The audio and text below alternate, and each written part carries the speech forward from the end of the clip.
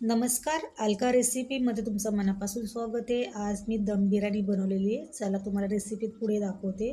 सर्वात आधी मी पाणी गरम केले. कढीपत्ता, पुदिना, कोथिंबीर, 2 मिरची, हिरवी इलायची आणि मोठी इलायची टाकलेली आहे आणि लिंबू अर्धं.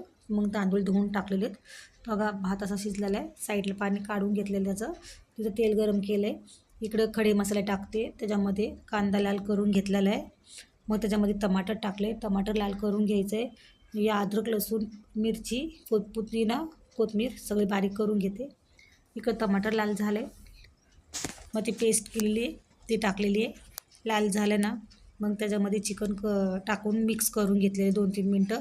त्याच्यामध्ये हळद, मीठ, गरम मसाला, धनिया पावडर, चिकन मसाला टाकलेला आहे, बिर्याणी मसाला आणि सगळं मिक्स करून घेतलेले. आणि मग मिक्सरच्या भांड्यामध्ये थोडं पाणी टाकून मी त्याच्यामध्ये टाकून घेतलेले.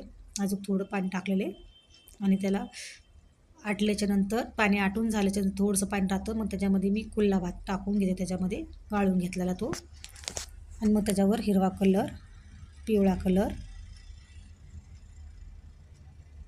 आणि काजूचे पीस, कोथिंबीर टाकून झाली. मग त्याच्यावर झाकण ठेवलेली आहे आणि भात तयार झालेला आहे आपला दम बिर्याणी. माझी रेसिपी आवडली असेल तर